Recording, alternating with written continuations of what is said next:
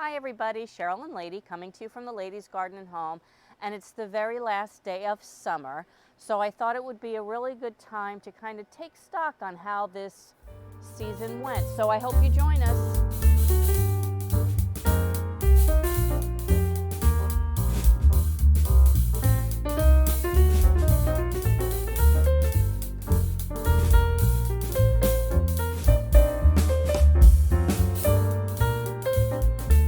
It's a little bit cool and awfully cloudy and windy. We're going to be getting a weekend full of rain, which is good because then I don't have to water. I do have to pull in some harvests before the storms come, so I thought it would be good to just kind of go around to the different summer vegetables and be able to kind of remember what went well and what didn't.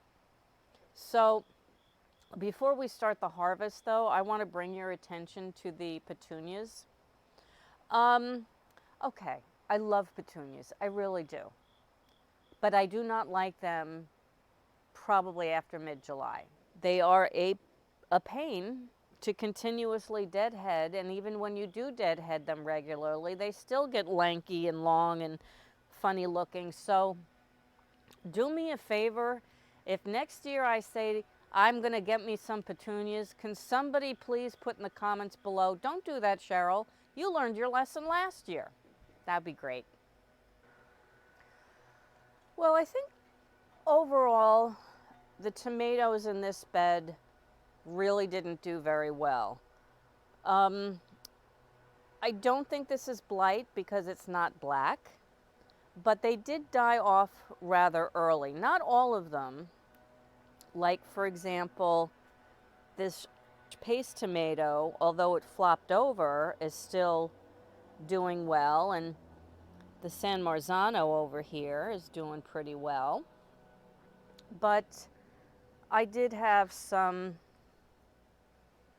early deaths. So I'm going to be pulling them soon, but as you can see, I still have some tomatoes ripening. So I did very densely plant in this bed, and maybe I overdid it this year.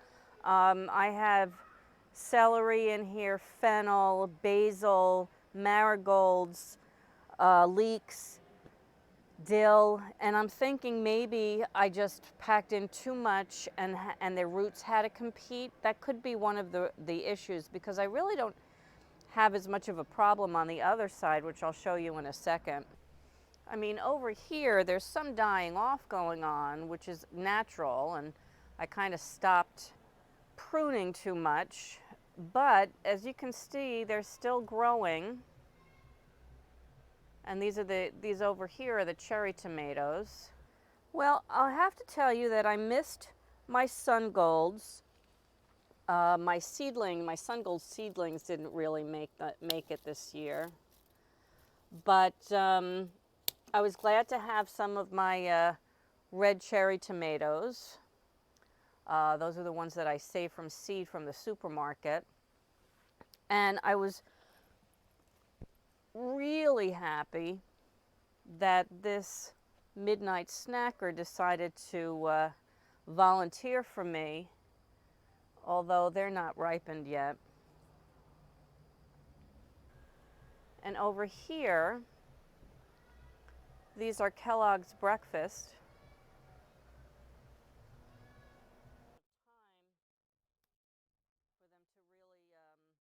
And over here are Berkeley tie-dye.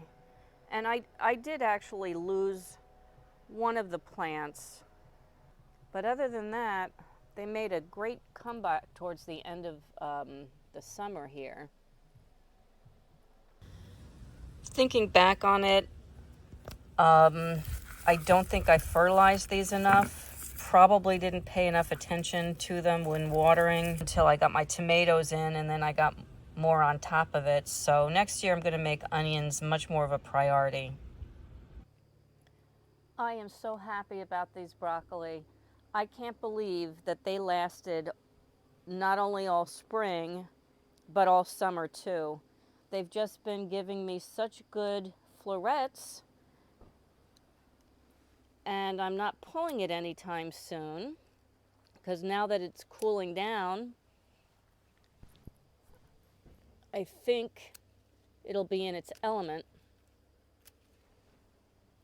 I also think that since I kept all of my brassicas covered when they were seedlings, when I first planted them out under that frost cloth, that not only protected them from the frost in the cooler spring months, but also from the cabbage white moths when they emerged. And I really think that that helped a lot. They still had some damage, but it didn't really harm the plant. I think it was just mature enough to be able to withstand that pest pressure. I'm noticing this downy mildew is really starting to take hold of the gooseneck squash here. I'll cut those back, those leaves, after it rains for 3 days. I think I'll wait for that. But these gooseneck squash performed very, very well. I mean, really well. I got a lot of squash. And I didn't have to struggle with squash vine borers this year. And I think the reason for that is that I waited to plant them until June, the end of June actually. The same with the zucchini over here. And without that kind of damage, they've been pretty happy.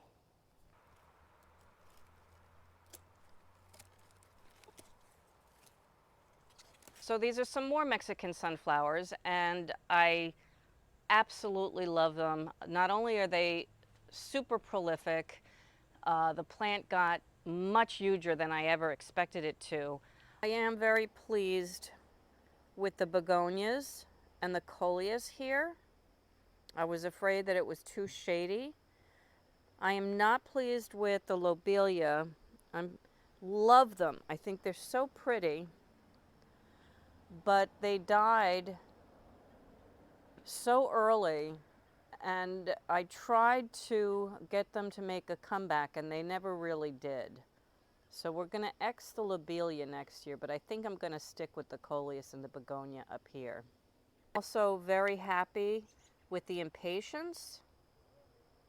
Although I think the marigolds here were a little jolting color-wise.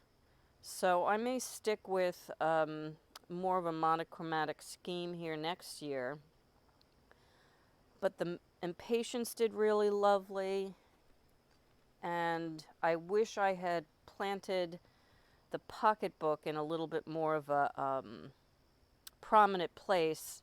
I thought maybe they would get bigger. I have to be honest,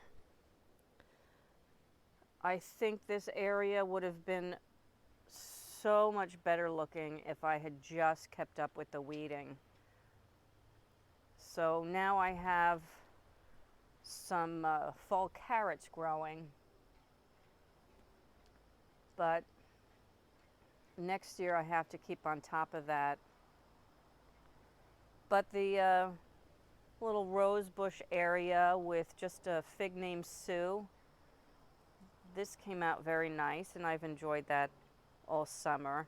Pardon the algae, but we've been getting so much rain. I think that the medicinal herb bed could have gotten along much better if I hadn't have planted it up with so much borage, which ended up not dying off, but just looking really rotten towards the middle of summer. I think next year I'm just going to concentrate on echinacea and chamomile in here, and maybe a couple of other new medicinal flowers that I haven't tried yet. The garlic that was in here before the leeks was a really great harvest. I was very, very proud of that. And the leeks, although I left them in a pot a little too long, are now really starting to grow. They're cool weather, so they can stay out here until they're big enough. But my eggplants were very disappointing. It started out when I killed off the seedlings that I had started in February. I killed them off because I left them in the hot greenhouse without opening it up on a really bright, hot, sunny day. Don't recommend doing that. And then I bought these plants, and they were marked Black Beauty, which are supposed to be really big eggplants. But this is about the size that they've gotten. And I spoke to a friend of mine over the weekend, and she said the same thing, that her eggplants were so tiny this year. So I have to wonder if it's because we had a very cool summer. I mean, historically cool. We only had a couple of days over 90 degrees Fahrenheit, and that wasn't until early September. The sweet peas, I love them. It's time to pull them. As you can see, they really died back, but this was a fun new addition to the garden that I think I'll do next year as well. The cucumbers are really starting to die off. And as far as the varieties that I picked this year, I picked very small varieties, but I'm not going to plant small cucumbers anymore. It's just, to me anyway, it's just disappointing. I mean, the reason that I did that is because I was going to pickle them. I really like small little pickles. But then when you go to harvest them, you're like, that's it. So next year, lesson learned, I'm going to grow the big cucumbers again, the slicers. This may be the culprit on why these plants petered out so soon. This one got away from me, and once they turn yellow and start really producing seeds, the cucumber plant thinks, my job is done here. So I did not keep up with harvesting the cucumbers like I should have. I will say though, one thing that I think was successful was, even though I planted 3 plants in each one of these small grow bags, that didn't seem to hinder their growth, so that's good. I have to say I am very pleased with the wall of beans, and I think I'm going to do this the same way next year. The beans here, growing up, the peppers underneath that seem to really like being in this spot.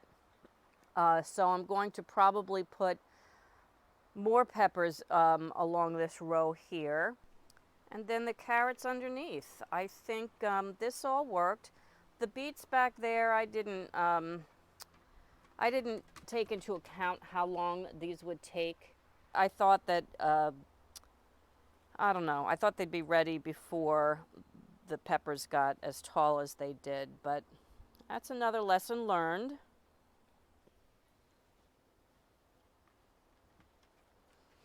I also have a random San Marzano tomato plant back there. That was a cutting that I took off of the San Marzano plant on that side. I think actually the branch might have broke off, so I just kind of stuck it in here. And even though it's kind of in the back of these peppers and everything, it's still doing well. And over here on this strip, I've got carrots, but I've got some peppers, and although these pepper plants have been rather small compared to some of the other ones in my garden, they're still producing. I also like the variety of different beans I've been growing, these Chinese noodle beans, these scarlet runner beans, and then regular green beans. I don't even know what they're called, but they're just plain old green beans. And I think maybe next year I'm going to plant a few new varieties too. These cucumbers lasted a lot longer than I expected. Of course, they're on their way out now. I've got peas growing underneath, but they still produce this cucumber for me over here.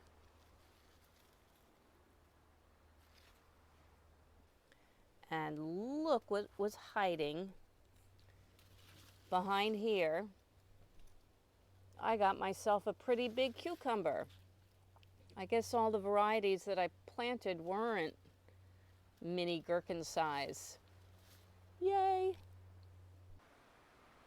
I was very pleased growing my potatoes this year in these grow bags. I had 16 of them. And I think one thing I would do differently, though, I might stagger the plantings next year, because they pretty much all came ready at the same time, but I didn't have room for them and I wasn't eating them fast enough. But I did figure out that these are actually really good places to store them as well.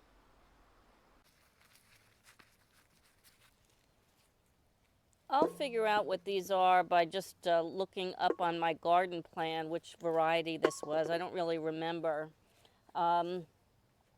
Big differences in sizes. That's okay. I use potatoes all different sizes.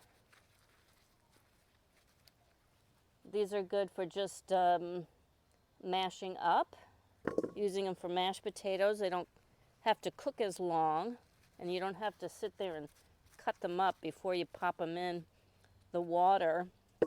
This size is really good for things like soups and roasted chickens and stuff. But I have to say that I ordered, a big variety. I think 5 or 6 different varieties of potatoes this year. Oh, that's a good size one. And I have to be honest, as far as performance goes, the ones that I was the least disappointed with were my regular old organic supermarket red potatoes. I had some big ones, I mean really big ones. I had a lot of them this size, but they grew so well and they were a lot cheaper than ordering seed potatoes online. So I think next year I might experiment with some other different varieties too. But I think next year, I think I'm just going to plant the ones that I buy from the supermarket. And then finally this green stalk and all the summer things that I had in here, I learned a lot. I learned that there are lettuces that can make it through the summer pretty well before they bolt. I learned that this green stalk, even though it doesn't have the deep pockets, it has the, I think it's called a 5-inch deep pot, can still handle some tomatoes growing.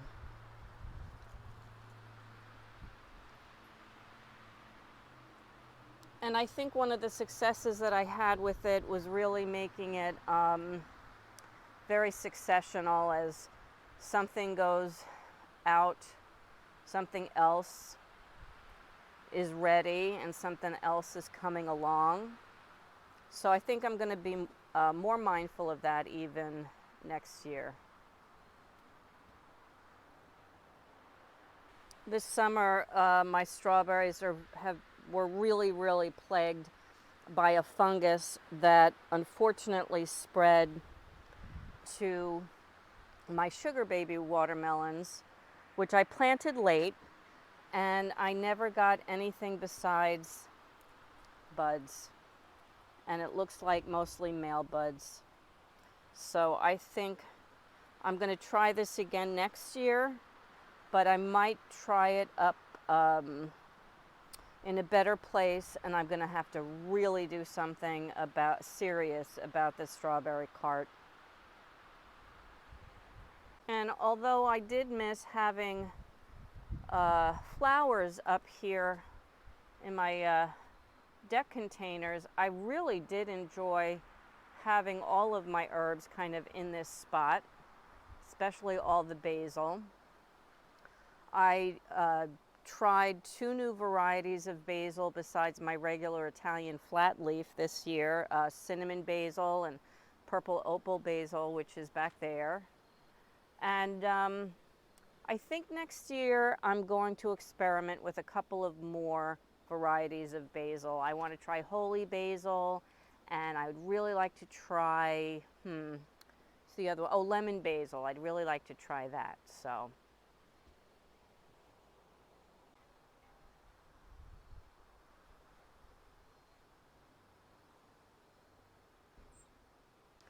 Well, I want to thank you for joining us today on my harvest while I ruminated a little bit about what went well, what didn't, and what I could do better next year.